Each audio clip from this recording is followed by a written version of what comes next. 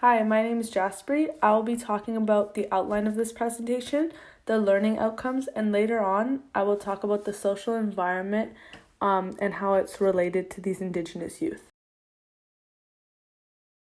So first, the outline of this presentation. We're going to outline our learning outcomes. We're going to be defining what sexual health is and who Indigenous people are, alongside some statistics and data. And then we're also going to be talking about factors influencing sexual health of these Indigenous youth, the impacts of factors on health, wellness, and illness of the individuals and significant others, the nursing intervention and rationale, and why it's important to the nursing practice, and then we'll end off with our resources, a summary and conclusion, and our references. So the learning outcomes. By the end of this presentation, what we would want you guys to take away an understanding of the definition of sexual health, what it means to be an Indigenous youth, identify what a social determinants of health is, identify what and how the social determinants of health is affecting these Indigenous youth, describe the contributing factors that lead to risky sexual behaviors, and finally, impact of factors on health, wellness, and illness of individuals and significant others. Hi, my name is Noelis, and I'll be presenting about what it means to be Indigenous. Indigenous people are inheritors and practitioners of unique cultures and ways of relating to people and the environment. They have retained social, cultural, economic, and political characteristics that are distinct from those of the dominant societies in which they live. Indigenous people represent an important growing group in Canada. In 2011, the number of people who identified themselves as Indigenous surpassed 1.4 million. The Indigenous population has increased rapidly between 2006 and 2011. It grew by 20%, nearly 4 times faster than the 5.2% increase of non-Indigenous population. In 2011, Indigenous people accounted for 4.3% of the total population of Canada. In Canada, there are 3 Indigenous groups: the First Nation, Métis, and Inuit. They have their own unique languages, heritage, cultural practices, and spiritual beliefs. They represent a rich diversity of cultures and history.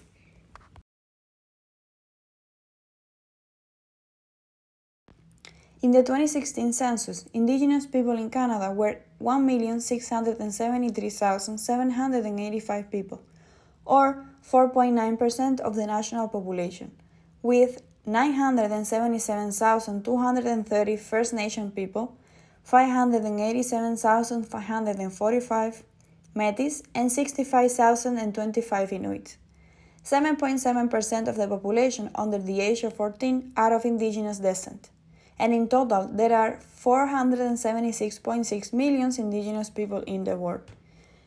Even though they represent a rich diversity of cultures and histories, yet many of these communities face health challenges, including higher maternal mortality rates, poor access to health services, and increased vulnerability to contract HIV and AIDS.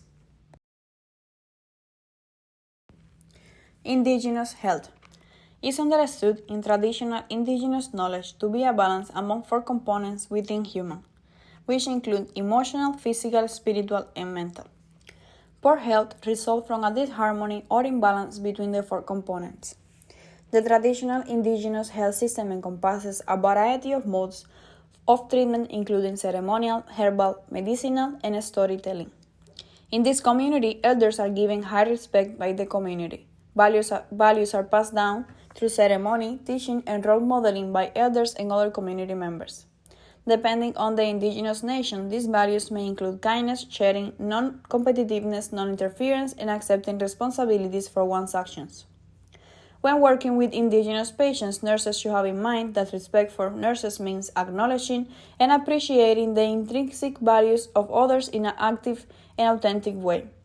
An Indigenous population interprets respect as a process that is reciprocal and as being able to see and treat people as worthy and equal, which can be demonstrated by a willingness to be accepting and to listen actively, as well as genuinely trying to understand the situation that patients are in by being honest and explaining things in a way that the patient will be able to understand, thereby increasing autonomy.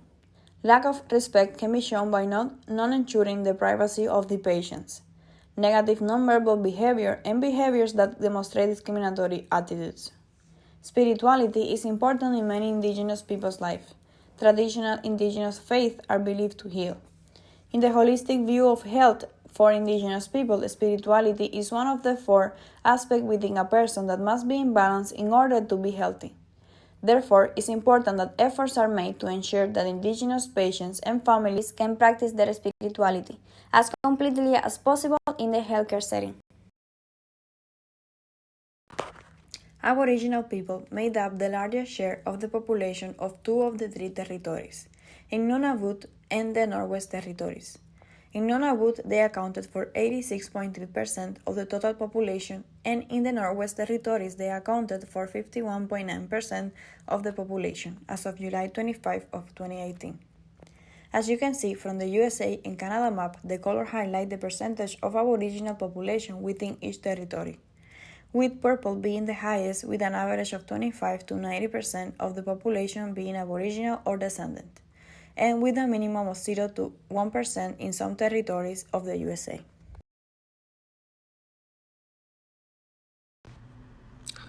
Alexander Patrick, slide number 8.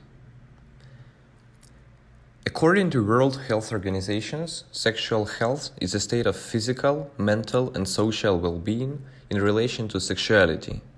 It requires a positive and respectful approach to sexuality and sexual relationships, as well as the possibility of having pleasurable and safe sexual experiences free of coercion, discrimination, and violence.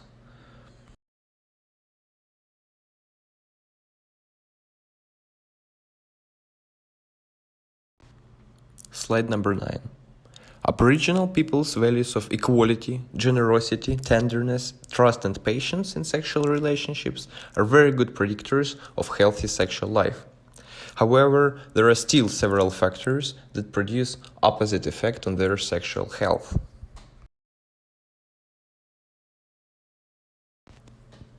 Slide 10.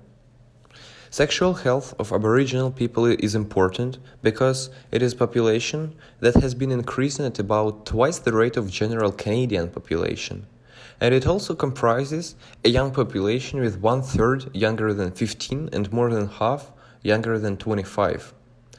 According to the research, these demographic trends combined with the long-term positive impact of early intervention suggest that sexual health care needs of Aboriginal youth should be a priority service delivery issue.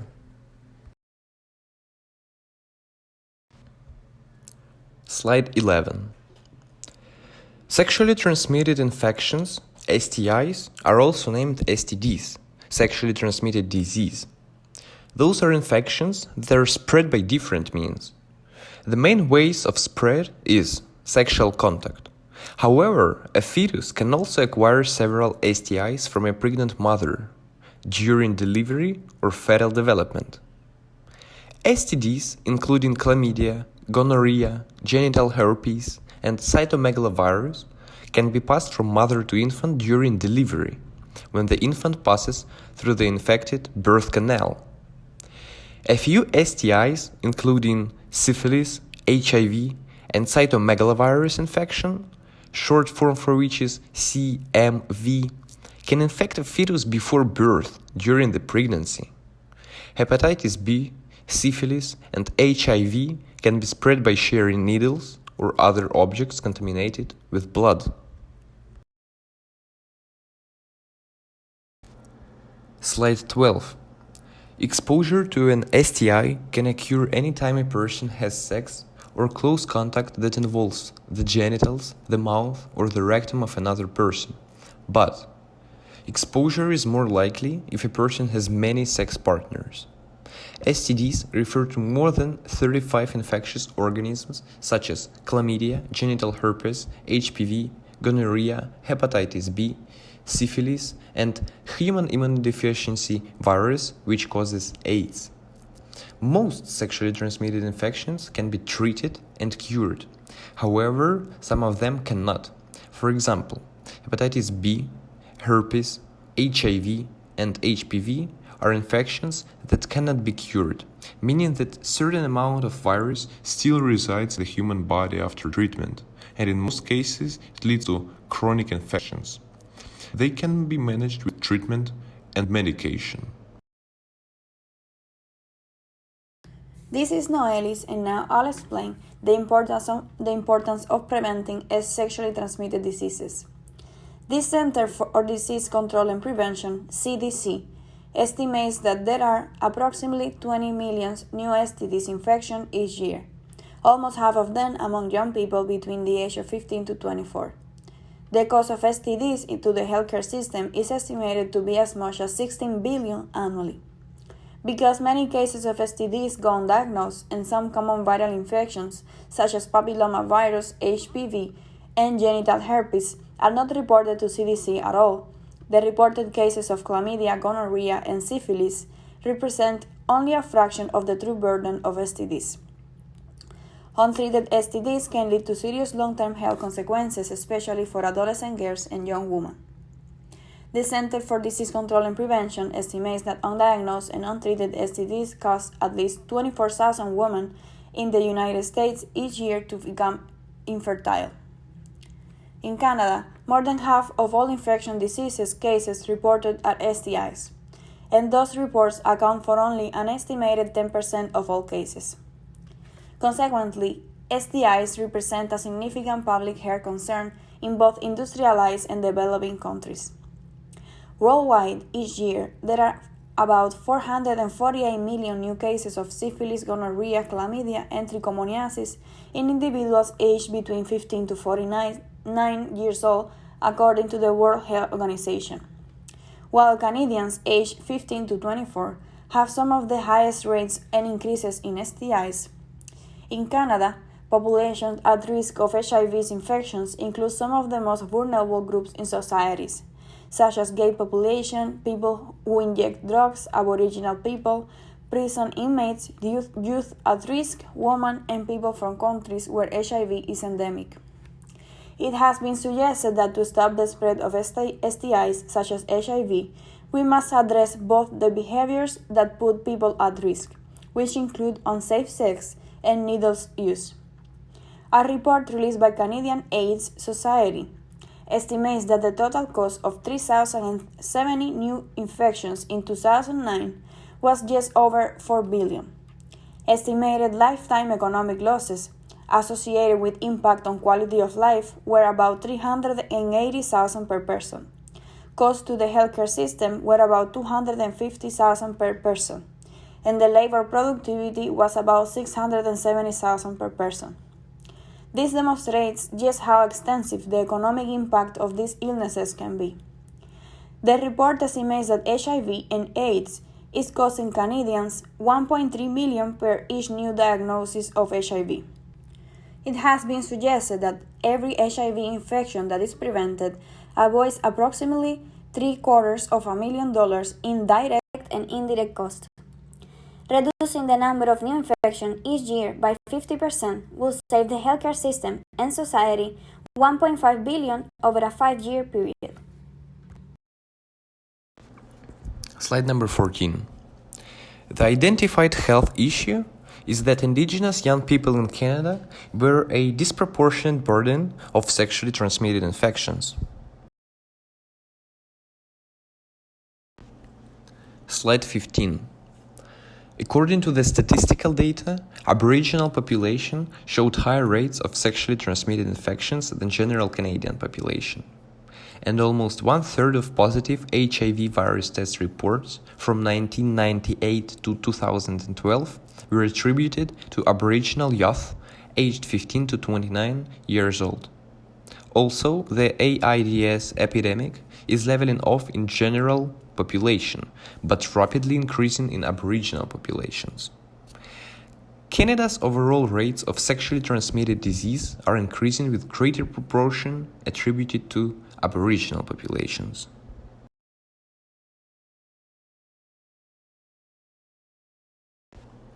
Slide 16. In the listed regions of Canada, in the north, Toronto, and the southwest, rates of HIV infections of Indigenous people are 3 to 4 times higher than for general Canadian population.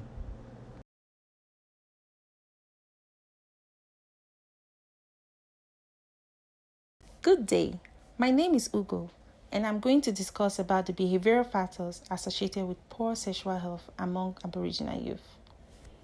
Study found that high rates of STIs and HIV among Aboriginal youth could be attributed to a higher level of at-risk behaviors such as inconsistent condom use.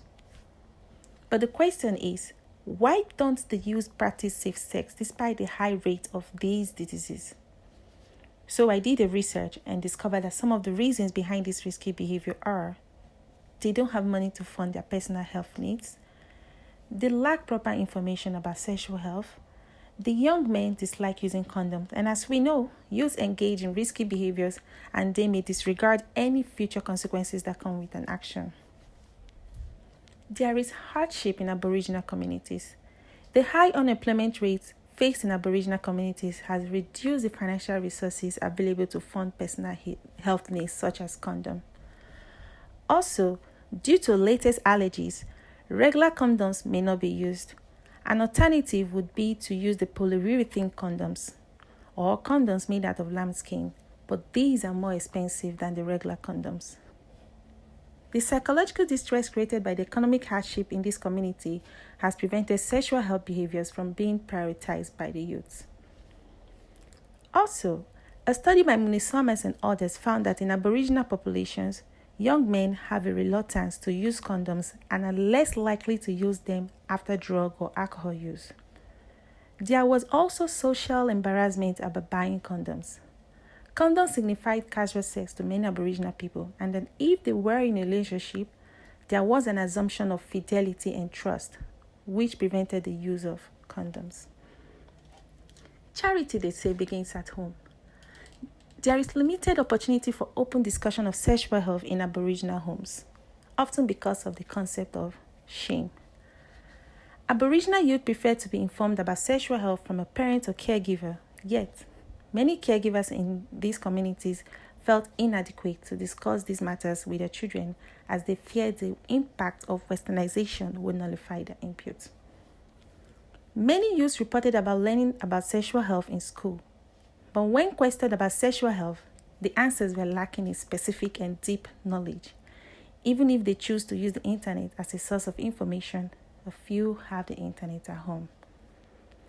The youth question also rejected the idea of receiving information from a nurse practitioner, preferring to hear it from a caregiver.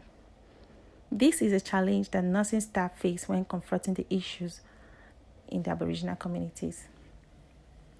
There are also cultural issues to overcome, and how to appeal to the communities to allow the nurses to participate in their care is challenging. Entering into the school environment might prove a useful route. However, the Aboriginal communities in rural Canada are focused more on shelter and food above sexual health education. This issue reminds me so much about my Igbo community in Nigeria. Many parents, in fact, my parents don't understand the importance of education about sexual health. It is a taboo to have these discussions with my parents. When I was in puberty, my mom once told me, "My daughter, if you have sex, you will become pregnant, you will get HIV and other dirty diseases, and the only way to prevent all this nonsense is to abstain." I tell you, this is the only sex education that I received from my mom or even my dad, who didn't want to say anything about it. Sincerely speaking, I learned about using condoms to prevent STIs from my friends. Sorry, I won't go into details. We need to change the narrative. Parents and caregivers should be the primary source of information for young people at the family level as they influence their growth. While it can be awkward for my parents or other parents and children to have open sex talk, these discussions between both parties about sexuality and other risky behaviors is very, very crucial.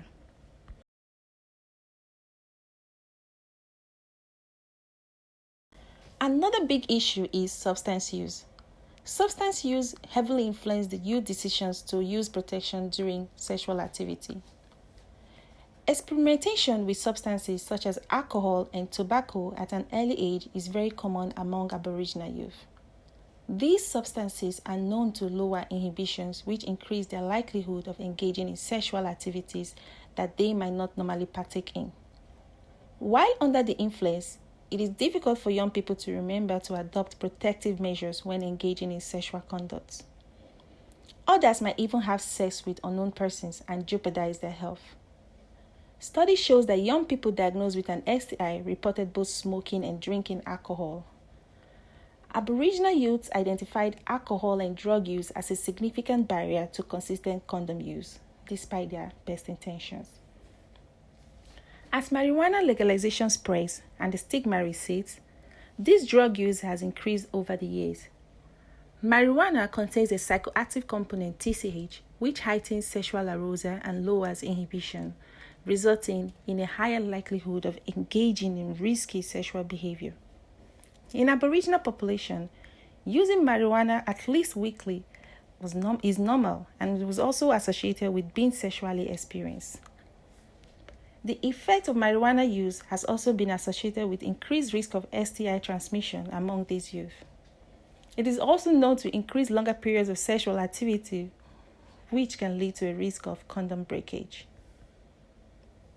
In conclusion, the Aboriginal children who come from many rural places have little parental care. The traumatic history experienced by Aboriginals involving colonization, the residential school system, and oppression continue to have a psychological impact on them. Hearing the history and seeing the places where events occurred triggers the impact of the past. They are consuming alcohol and taking illicit drugs in order to depress the horrifying memories and alleviate their emotional pain. The effects of the residential school systems are indeed intergenerational, passed on from generation to generation. The loss of identity, the feelings of alienation, shame, and anger that were passed down to the youth encourage them to also engage in unhealthy coping mechanisms. This resulted to habits of excess substance use, which lowers their intelligence capability in making healthy sexual decisions. Thank you.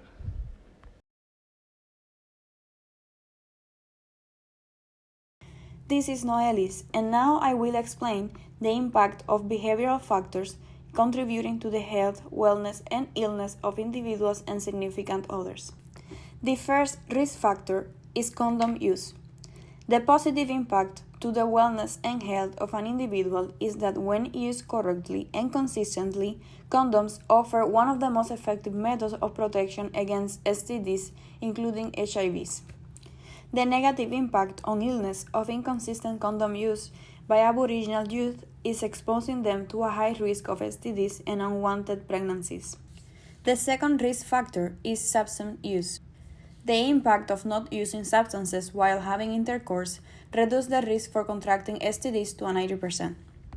But if you choose to keep injecting drugs, some ways to lower your risk for getting HIV and other infections is by only using sterile needles, not sharing your needles, cleaning them after each use, and getting the needles from communities and pharmacies that provide sterile needles. The negative effects of using drugs to illness is that by using drugs you are affecting your brain, and this will alter your judgment. When you are high, you may be more likely to make poor decisions that put you at risk for getting or transmitting HIV, such as having sex without a condom. These behaviors can increase your risk for exposure to HIV and other sexually transmitted diseases. Or if you have HIV, they can increase your risk of spreading HIV to others. And if you inject drugs, you are at risk for getting or transmitting HIV and hepatitis B and C if you share needles or equipment. Hi, this is Jaspreet. So now I'm going to be talking about what social environment is. Social environment provides individuals with risks and opportunities, and it also includes what society deems to believe in, the customs, norms, practices, and behaviors of individuals. Not only that, but every society constructs their own social environment. However, patterns are seen within similar cultures. And also, a healthy social environment does not discriminate or include prejudice towards anyone. So in other words, individuals are accepted for who they are in a healthy social environment setting. Now I'm going to go through the things that impacted the social environment of these Indigenous youth. First, we have the fact that their environment lacked resources. This includes things such as protection, like condoms. They were difficult to not only find but also purchase for these youth, whereas now everything's available almost anywhere and everywhere, such as walk-in clinics, community centers, easy access for anyone. But back then, they didn't have this. Their environment also lacked healthcare providers, and that's not because no one was intelligent enough or didn't know what they were doing, but more because of lack of schools and resources available to these individuals. In addition to that, these youth were surrounded by a social environment that didn't really provide support for individuals who classified themselves as something other than male or female. For example, individuals from the LGBT community were not accepted.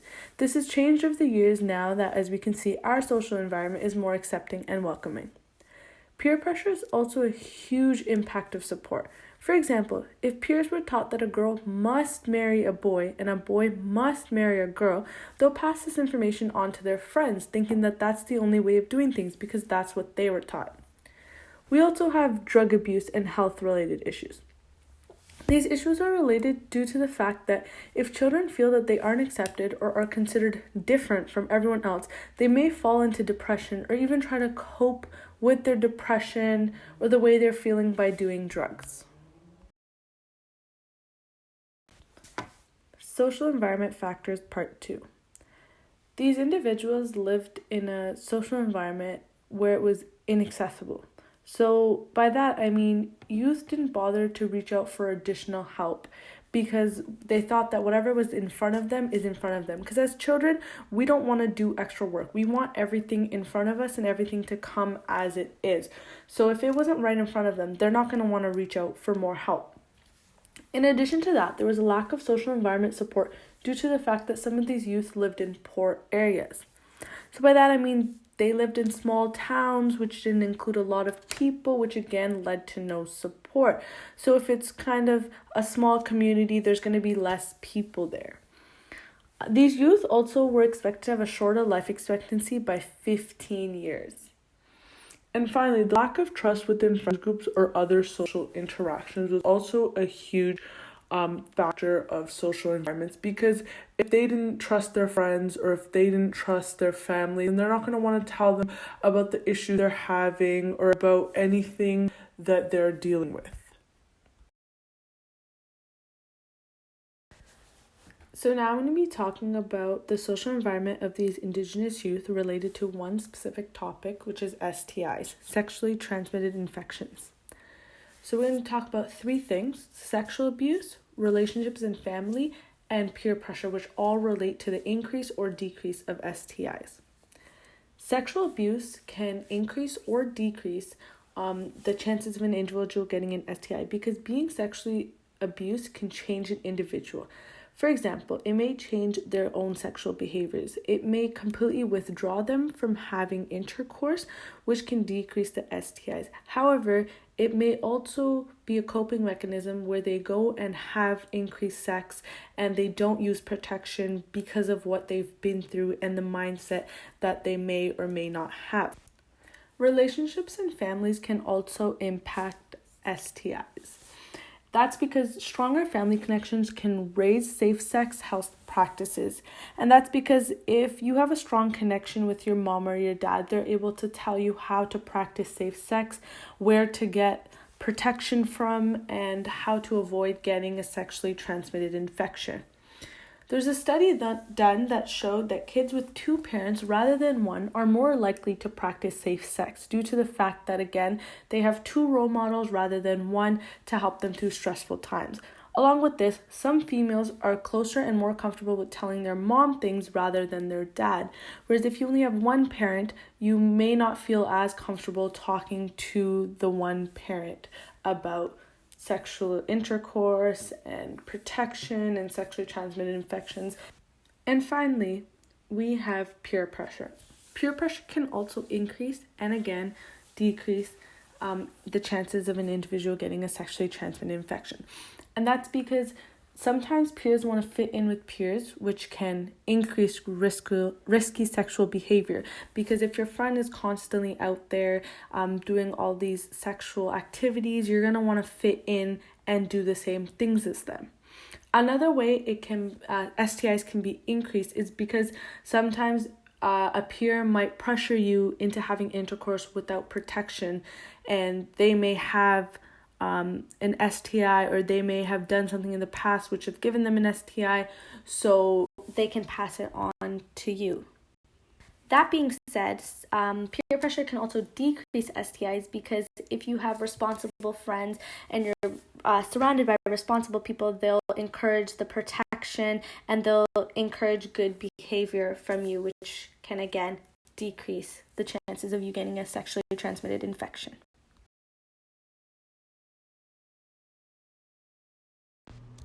Slide number 27. Now I'm going to outline and explain how social environment contributes to wellness and illness of the Aboriginal individuals.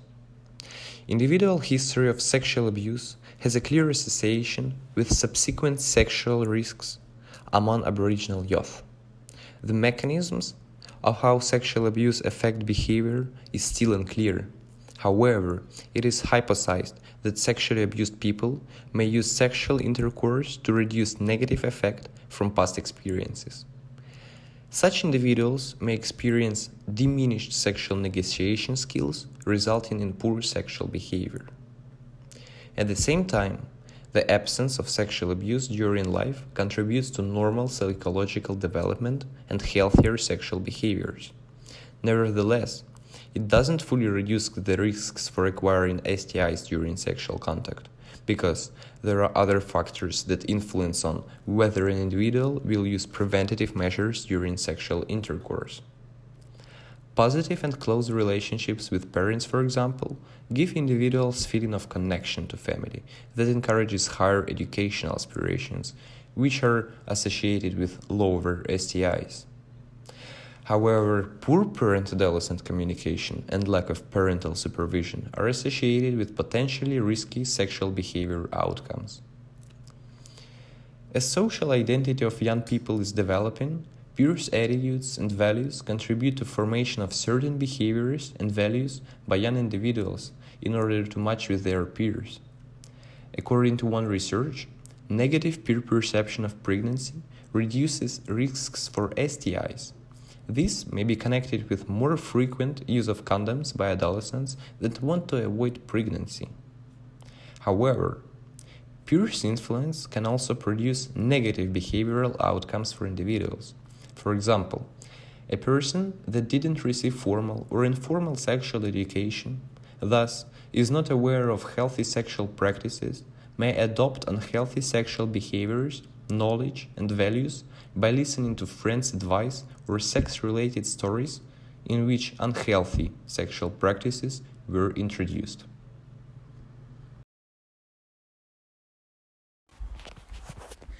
Hi, my name is Jushin, and I'll be talking about the first nursing intervention, direct care, which is counseling. Counseling is a combination of positive attitudes and effective communication style that can greatly enhance the interaction between the nurse and patient. It is an approach that builds empowerment and allows for appropriate health promotion messages through the consultation, ending with a positive message for individual clients. Counseling can allow to establish trust and respect with the patient. For example, offering a room during conversations allow for a private session and lets the patient know that they are safe to share personal thoughts. Furthermore, prevention and risk reduction discussions one-on-one supports effectiveness of direct care teaching. Counseling allows to have a one-to-one conversation with the nurse and allows the nurse to individualize a conversation with the patient based on their problems. And the overall goal of counseling is to help the individual achieve positive outcomes such as having a good self-esteem and to avoid negative outcomes such as getting STIs.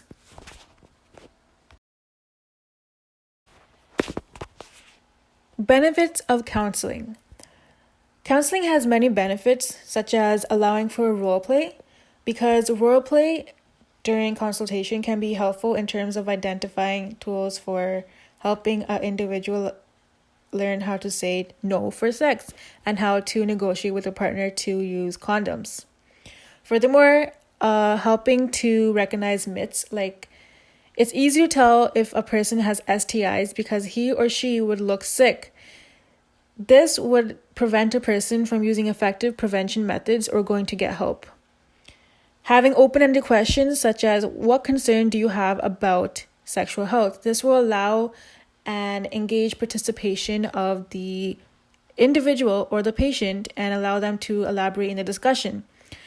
Also, this will help the counselor to have a sense of the patient's concern and allow to get more information to other questions.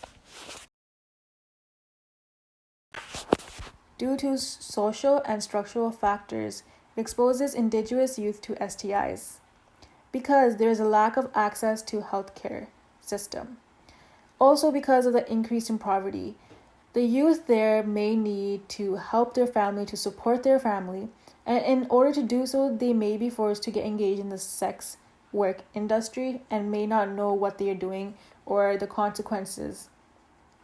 From one of the articles, it has stated Aboriginal youth tend to be excluded from community decision making and are instead passive recipients of decision makers at the centralized state level.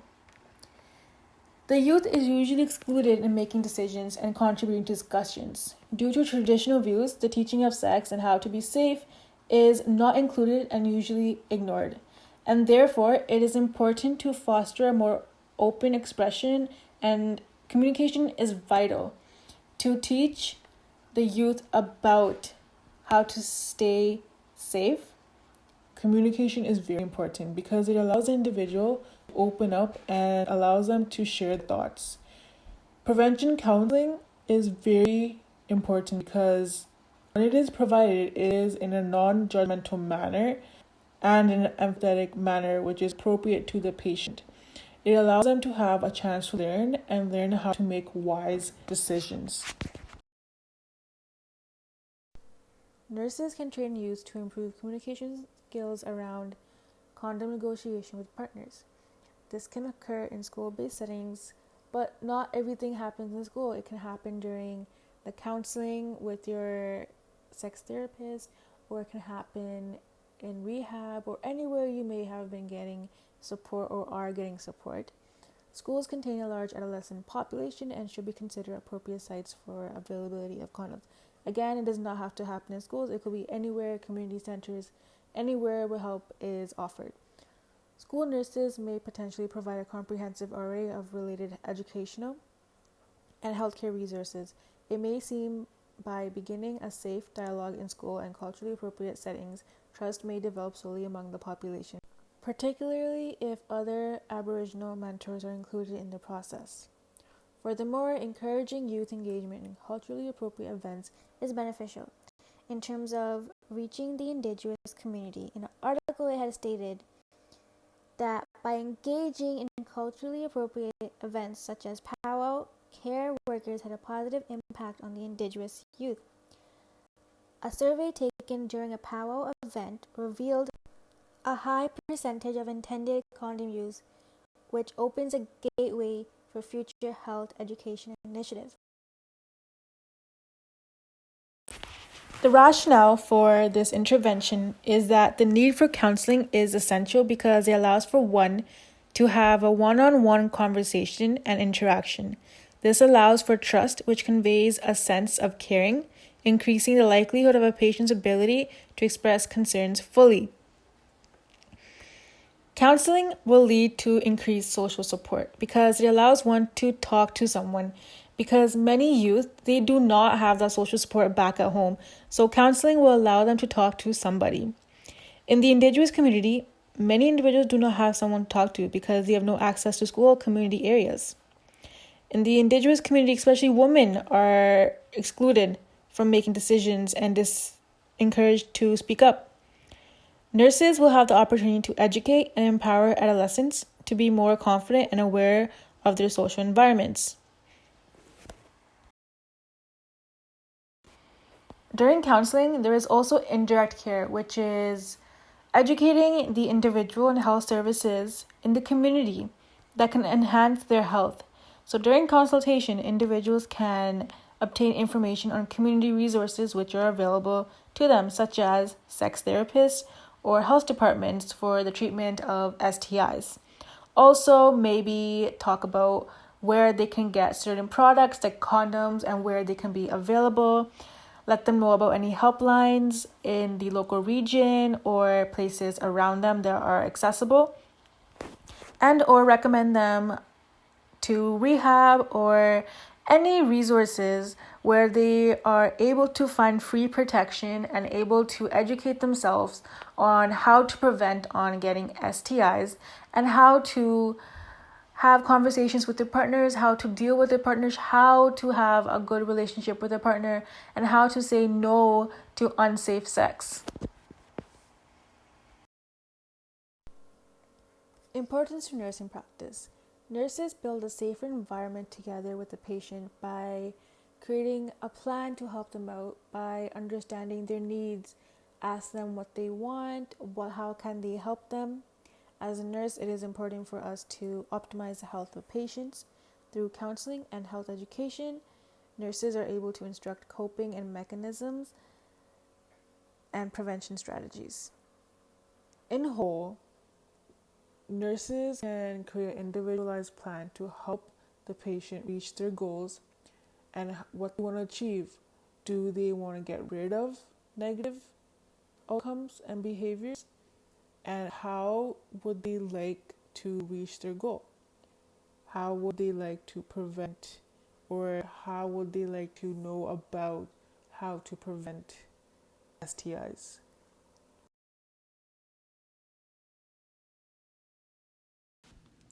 Hi, my name is Siwit and I'll talk about second nursing intervention, which is related to the Ottawa Charter for Health Promotion. So this intervention is focused in Indigenous youth developing personal skills using direct care. So just like the previous intervention, this is direct care as well. It's direct involvement with the youth where the nurse will be giving health education. So in this case, about the health issue that was stated earlier, the Ottawa Charter for Health Promotion states that health promotion supports personal and social development by providing information and education for health that further enhances life skills. So the nurse will be teaching the youth about STDs to enhance their sexual health or further enhance their sexual health. So the health education can be done on different topics, such as different risk factors and how to prevent those, long and short-term effects of it, role of barrier methods in its prevention, coping with it, or how to access resources, just so that the youth know about different services and resources that are available to them that they can actually use to enhance their sexual and overall health. Impact on behavioral factor. So my peer focused on inconsistent use of condoms as a behavioral factor. In order to avoid that or develop better habits, nurses can provide education so that the youth can start to use it effectively, wisely, and correctly. So the nurses can teach them about importance of using barrier methods like condom. The nurses can also demonstrate on how to effectively use those. So teach them how to put it on to avoid the occurrence of STDs. The examples for nursing interventions are on the following slide. Some examples of nursing interventions related to the Ottawa Charter of Health Promotion include: the nurse will provide education on STIs, its types, impact, symptom prevention, etc. to reduce its occurrence. The nurse will also provide information on different barrier methods, such as condoms, that can be used. So this is exactly what I was talking about in the previous slide. This is basic education that introduces the topic of STDs to the youth. But apart from this, the nurse can also help them. The nurse will provide information about any sexual health clinics that are close by for access to those barrier methods and STD tests for anyone who wishes to get tested. The nurse will also provide and support parental education programs. The nurse will also train the youth to improve communication skills around condom negotiation with their partners in order to help these youth make better personal choices. Overall, by doing so, it increases the options available to youth to get more help. It enables them to exercise more control over their health and make appropriate choices. It also enables them to learn to prepare themselves early and to know about how to cope with it in advance. This health education can be facilitated in school, home, work, or community settings, but schools are generally preferred because of their large number of adults in population. Because these youth have least exposure to sexual and reproductive health information and are less able to prevent or cope with STDs, it is really important that the right education is provided to them so that they can make choices that are conducive to their health. Because of their limited and sparse knowledge, the number of youth who actually access healthcare and support in such cases is limited or non-existent. Overall, very few teens are empowered enough to access such critical sexual health services. By providing sexual health education, it will make this whole topic a little bit more comfortable to talk about. Like my peer mentioned, it will make counseling and getting help easier and accessible for the youth, which will help them make better choices for their future. Therefore, the education and knowledge must be provided for enhancing sexual health. If provided, it will result in more improved and safer sexual choices made by the youth. Why should the Indigenous youth be given the knowledge about STD and services available to them?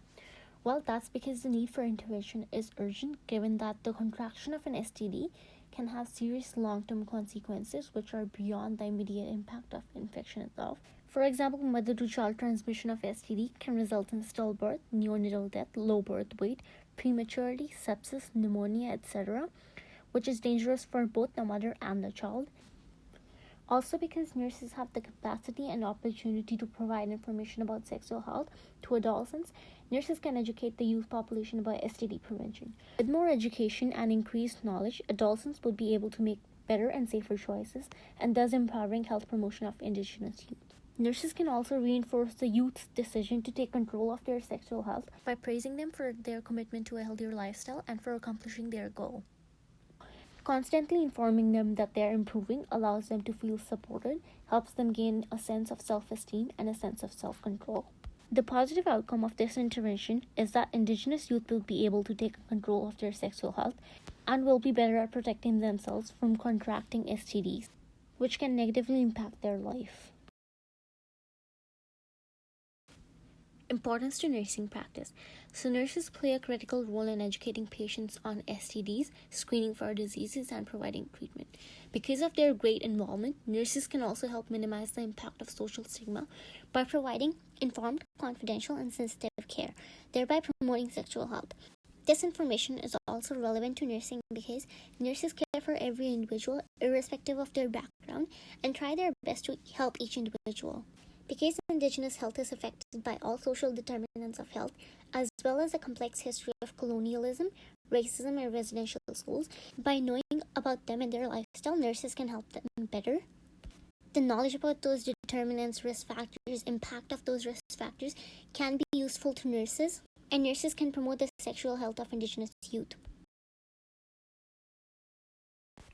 Hi, this is Jasper, and I'm just going to be giving a summary about our presentation. So basically, we outlined the fact that these Indigenous youth are more susceptible to contracting STDs and STIs, which are sexually transmitted diseases and infections, due to the fact that there's inconsistent condom use and there's substance abuse, which relates to behavioral factors, and then there's a lack of support and a lack of access to resources, which is related to the social environment. And this can negatively impact their sexual health and overall health. Some ways nurses can help these youth are by counseling them, providing necessary health education, or giving them recommendations.